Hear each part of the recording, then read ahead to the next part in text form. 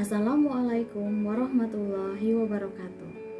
Perkenalkan, saya Dian Hartati, dosen pengampu mata kuliah Kajian Puisi Indonesia di Program Studi Pendidikan Bahasa dan Sastra Indonesia Universitas Singapura Bangsa, Karawang. Tayangan ini dibuat sebagai unjuk kerja Tridharma Perguruan Tinggi Bidang Pengajaran.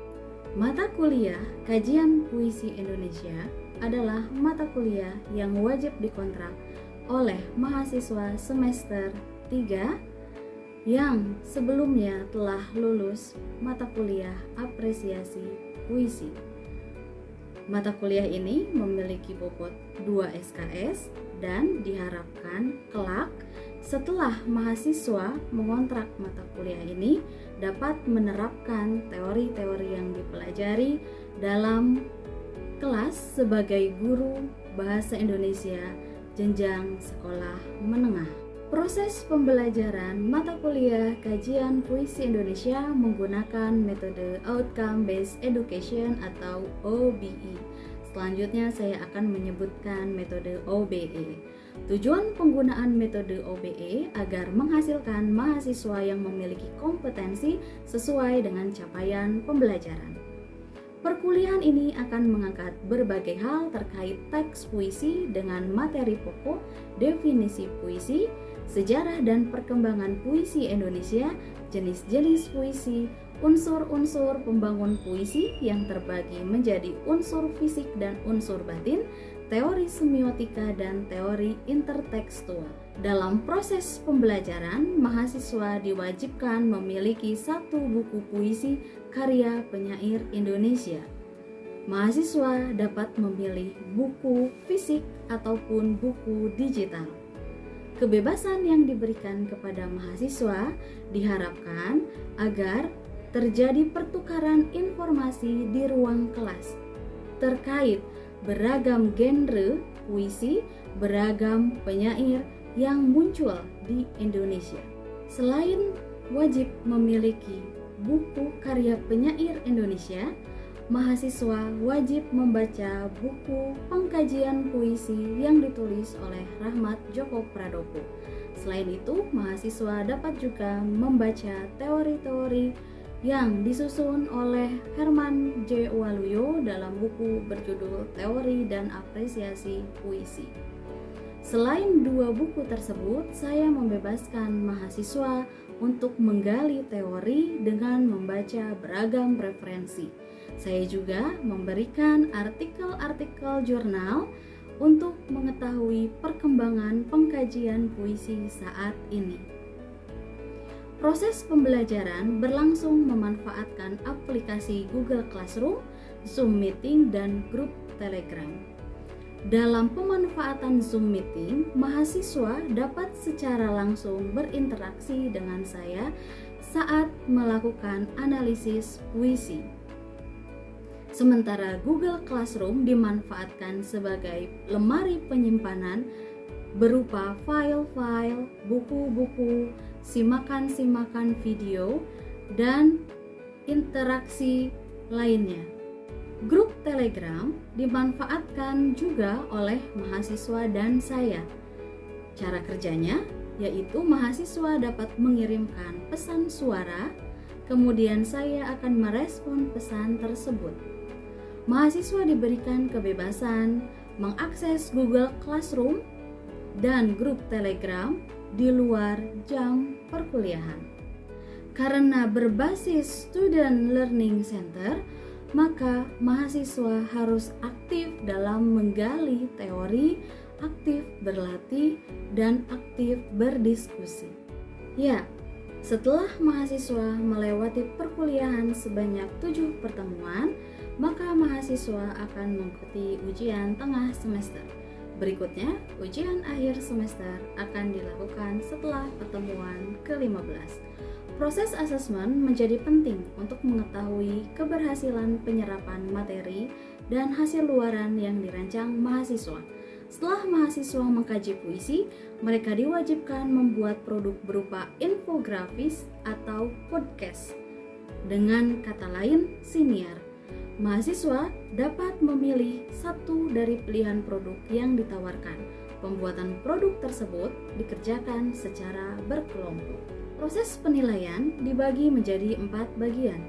Nilai proses 50%, UTS 15%, UAS 25%, dan tugas 10%. Nilai proses merupakan gabungan dari kehadiran, keaktifan, kedisiplinan, kuis, dan produk yang dihasilkan mahasiswa.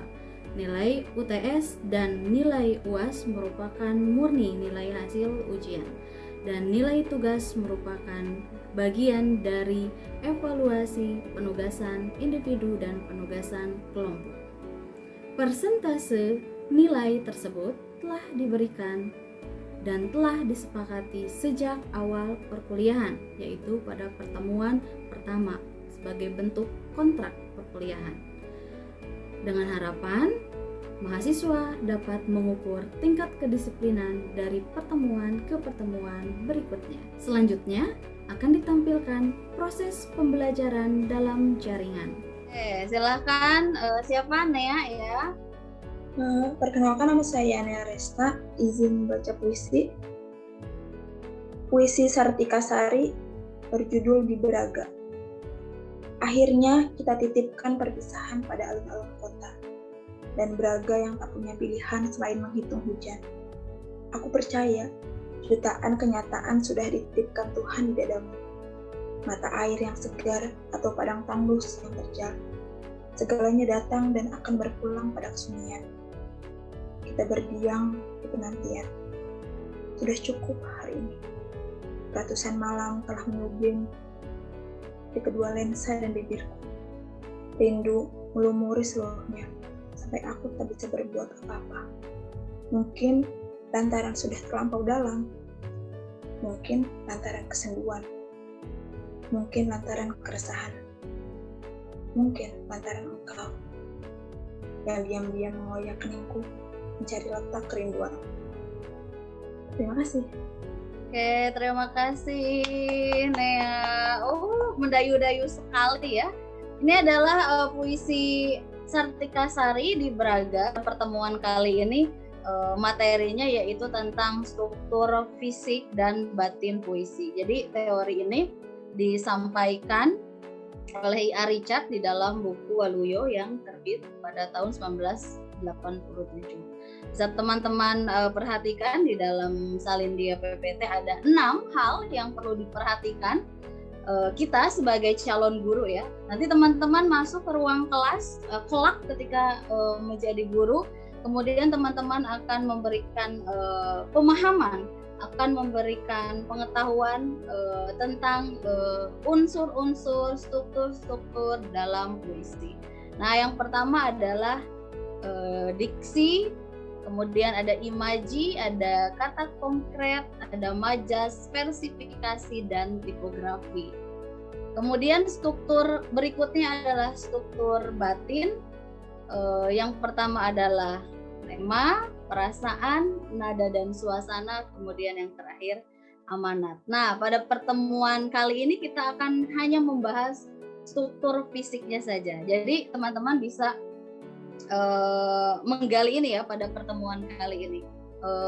Tema atau bahasan minggu berikutnya, pertemuan berikutnya adalah struktur batin puisi. Kita masuk pada yang pertama yaitu diksi ya. Diksi seperti yang teman-teman ketahui, diksi adalah kumpulan kata-kata yang terpilih. Di sini ada tulisan pemilihan kata-kata yang dilakukan oleh penyair. Jadi penyair-penyair Indonesia yang sudah teman-teman baca ya karya-karyanya melalui buku yang teman-teman wajib miliki, melakukan pemilahan-pemilahan kata gitu ya, sehingga puisi yang dituliskan menjadi indah karena tadi ada pemilihan-pemilihan diksi. Kemudian pemilihan kata tersebut mempertimbangkan makna, komposisi bunyi, kedudukan kata di tengah konteks kata lainnya, dan kedudukan kata dalam keseluruhan baris. Jadi ketika penyair memilih diksi, artinya dia sudah memikirkan apa sih yang ingin dia sampaikan, gagasan apa sih yang ingin dia sampaikan, sehingga pembaca akan paham gitu ya. Nah, di sini ada contoh puisi karya Djoko Pinurbo ya, karena kita sedang belajar diksi tadi ya. Diksi itu adalah kumpulan pilihan kata ya. Di sini kita baca bersama-sama ya.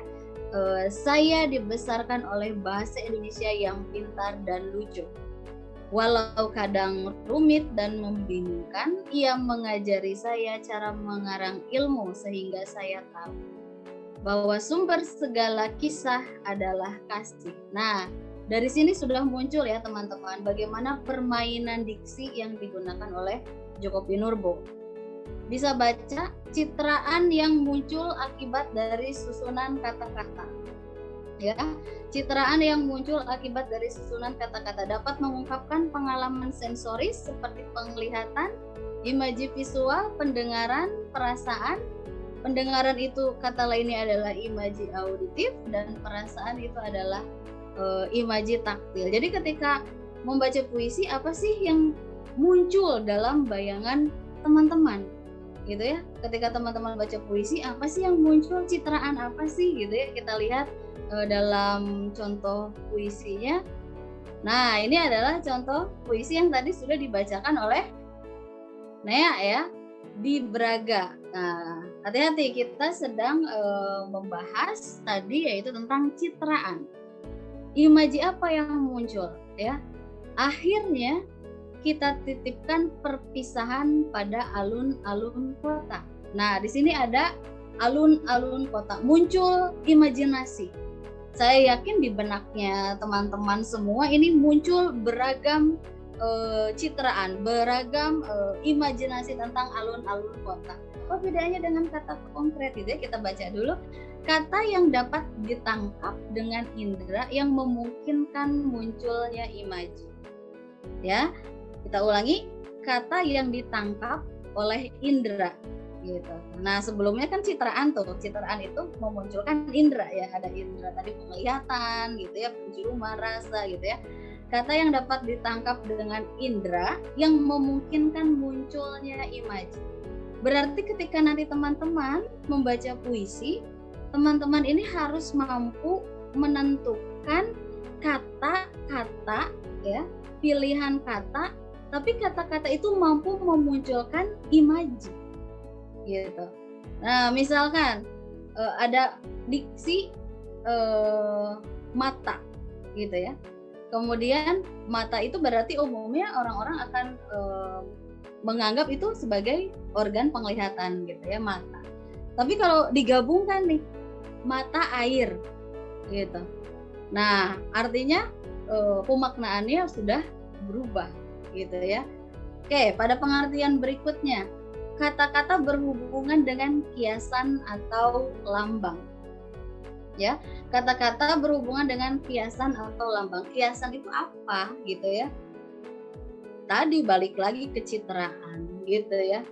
Nah, kemudian pembaca dapat membayangkan peristiwa atau keadaan yang dilukiskan penyair. Ya, tadi di Braga, di alun-alun ya, ada peristiwa hujan. Nah, artinya pembaca, teman-teman sebagai pembaca ini sudah bisa membayangkan sebuah peristiwa yang dilukiskan penyair gitu ya. Kemudian kekuatan bahasa dapat menarik pembaca turut hanyut dalam merasakan perasaan penyair gitu. Kalau kita balik lagi nih ke puisinya Sartika Sari gitu ya, kata konkret yang muncul pada bait 1, larik 1 kira-kira yang mana? Coba, siapa yang bisa jawab? Nih ya, ini ada puisi Sartika Sari pada larik pertama. Ya, pada larik pertama, mana yang dimaksud dengan kata konkret? Gitu. Tadi ciri-cirinya mampu menimbulkan citraan, imajinasi. Nah, siapa yang bisa berbagi? Silahkan. Izin menjawab, Bu. Ya, silahkan ya. Saat saya tadi membaca puisi, menurut saya kata konkret pada lari pertama itu alun-alun kota. Jadi membuat saya membayangkan alun-alun kota itu sendiri gitu. Terus awal baca judul itu kan di Braga, jadi terbayangkan daerah di Bandung itu dan alun-alun kotanya gitu. Majas ya, majas di dalam pengertiannya kita baca bersama-sama. Bahasa kias yang dapat menghidupkan atau meningkatkan efek dan menimbulkan konotasi. Ya, seperti yang sudah saya terangkan di awal-awal pertemuan ya, pada materi-materi sebelumnya, puisi ini selalu multitafsir.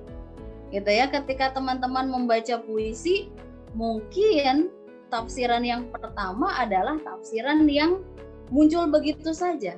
Misalkan ada diksi mawar merah, mungkin dalam benaknya teman-teman terimajinasikan bunga mawar berwarna merah. Tapi ingat, puisi ini selalu memiliki tafsir lain. Mawar merah itu punya tafsir apa? Oh, barangkali mawar merah ini bisa dimaknai sebagai sesuatu yang menggembirakan, gitu ya. Mawar gitu ya, bunga yang memiliki wangi gitu ya, berarti suasana hatinya gembira gitu ya. Merah ini cerah biasanya seperti itu ya. Nah, artinya ketika teman-teman membaca puisi, hati-hati, tafsiran itu akan muncul banyak, tidak hanya satu gitu ya. Karenanya saya selalu tekankan, membaca puisi temukan tafsiran, minimal ada 3 tafsir lah ya, teman-teman harus mampu menemukan 3 tafsiran itu ya.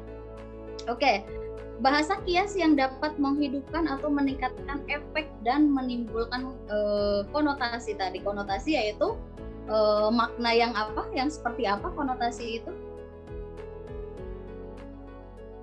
Yang tidak sebenarnya. Tidak sebenarnya, Ibu. Ya, tidak sebenarnya ya, dia lawan dari denotasi ya. Kalau denotasi adalah makna sebenarnya gitu ya. Kemudian pemahaman berikutnya, bahasa figuratif ya mampu menghasilkan kesenangan imajinatif, lagi-lagi imaji ini kata kuncinya ya. Imaji tambahan dalam puisi sehingga yang abstrak menjadi konkret dan menjadikan puisi lebih nikmat dibaca gitu ya. Jadi ada beberapa pendapat gitu ya yang bilang bahwa puisi semakin tidak dimengerti semakin baik ya. Ada beberapa pendapat seperti itu, tapi pendapat yang lain, puisi semakin mudah dipahami semakin nikmat gitu ya. Nah, kita mau berada di posisi yang mana nih? Hati-hati, tadi majas itu memang punya fungsi gitu ya, meningkatkan efek, menimbulkan makna ganda gitu. Di sini ada puisi karya Nisa Rengganis ya, dia seorang penyair dari Cirebon gitu ya, dia seorang penyair. Kalau tadi Sartika Sari penyair dari Medan ya. Kita lihat di sini tadi materinya tentang majas. Kita cari, ada majas nih ya, kita cari majas apa nih gitu ya di dalam puisi ini. Hari mulai senja, sebentar lagi gelap menyerang kita. Oke, 2 larik saja dulu. Nah, kira-kira muncul majas tidak di dalam 2 larik ini? Muncul, Ibu. Ya, muncul ya. Pada diksi apa? Diksi menyerang, Ibu. Ya, menyerang ya. Kira-kira nama majasnya apa? Personifikasi, Ibu. Personifikasi, iya benar. Jadi personifikasi itu adalah benda atau suasana yang dia bukan makhluk hidup gitu ya, tapi dia bisa mengerjakan seperti makhluk hidup. Di sini rima.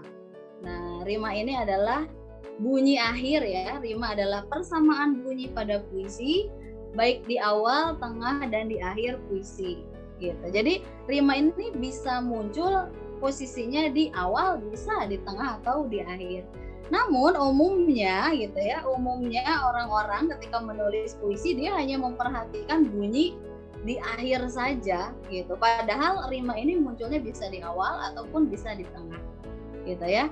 Rima mencakup onomatope tiruan terhadap bunyi, bentuk pola bunyi, ya ada aliterasi, asonansi gitu ya, persamaan akhir, persamaan awal, sajak berselang, sajak berparu, sajak penuh, repetisi bunyi dan sebagainya gitu. Jadi rima ini kalau saya perhatikan ya, penyair-penyair muda gitu ya, benar-benar mengeksplorasi puisi-puisi mereka untuk menghasilkan rima yang indah gitu ya. Kalau teman-teman perhatikan, beberapa puisi dimusikalisasikan ya teman-teman ya. Nah, kalau rimanya teratur gitu ya, kira-kira puisi tersebut bisa mempermudah pekerjaan si musisi gitu. Ya, kita balik lagi ke puisi sebelumnya untuk melihat rima. Ya, di sini ada masih puisi Nisa Rengganis ya, kita lihat rimanya. Hari mulai senja, sebentar lagi gelap menyerang kita. Kalau kita lihat rima di akhir gitu ya, akhir larik ada kata senja, kemudian ada kata kita. Tipografi. Ya, tipografi disebut juga dengan tata wajah. Tipografi ini yang membedakan puisi dengan karya sastra yang lainnya. Larik-larik puisi tidak membangun sebuah paragraf tapi membentuk bait ya. Jadi teman-teman jangan tertukar kalau menyebutkan bait di dalam teks puisi, menyebutkan ya bait di dalam teks puisi, kalau di dalam naskah prosa disebutnya paragraf gitu ya. Tipografi juga mempengaruhi minat baca, menarik keingintahuan pembaca guna memahami maksud yang disampaikan dalam puisi, seperti itu. Kita lihat contoh tipografi. Nah, ini puisi yang sudah tidak asing lagi ya bagi teman-teman. Di sini ada puisi Sutarji Kalsumbahri, tragedi Winka dan Sihka. Nah, kira-kira teman-teman ada pertanyaan nggak terkait materi hari ini? Biasanya kita menganalisis sebuah puisi gitu, kita kadang mencari kata-kata yang tidak mengartikan ataupun menganalisis sebuah puisi itu harus bagaimana, Bu? Seperti itu. Iya. Oke, tadi putus-putus lagi ya, terulang lagi nih putus-putusnya. Mungkin saya menyimpulkan saja deh. Bagaimana cara menafsirkan diksi ya, kata-kata yang kita kalau udah cari di kamus itu nggak ada, kira-kira gitu ya. Oke. Iya, Bu. Oke. Jadi memang benar beberapa penyair dia eksplorasi ketika menulis puisi. Dia menulis puisi menggunakan kata-kata arkaik ya, bisa jadi menggunakan kata-kata yang sudah tidak lazim lagi digunakan di kehidupan sehari-hari. Nah, bagaimana cara menafsirkan kita sebagai peneliti gitu ya, sebagai calon guru tadi, memberikan pemahaman kepada siswa terhadap sebuah diksi. Nah, tadi yang pertama cari kamus gitu ya. Oh, ternyata di kamus nggak ada, kita cari kamus lain, kamus KBBI gitu ya. Ada kamus sinonim, ada thesaurus gitu ya. Jadi teman-teman bisa menggali itu melalui ensiklopedi, bisa juga seperti itu. Nah, kalau misalkan tetap tidak tergali, jangan-jangan diksi yang dimaksud oleh penyair itu menggunakan bahasa daerah gitu. Jadi ketika kita menggunakan KBBI ya tidak ditemukan, karena jangan-jangan dia menggunakan diksi daerah setempat gitu. Jadi misalkan kita ketahui latar belakang penyairnya dari mana, dari wilayah mana, mungkin kita bisa menggali dari budayanya. Jangan-jangan diksi-diksi yang dimaksud itu berkaitan dengan kebudayaan setempat gitu. Artinya kita bisa memanfaatkan artikel ya, artikel-artikel yang ada di internet. Jangan-jangan kata yang ingin kita cari artinya itu adalah bagian dari kata daerah, bahasa daerah gitu. Kira-kira begitu ya. Oke, ada lagi yang mau bertanya? Izin bertanya, Bu. Ya, silakan.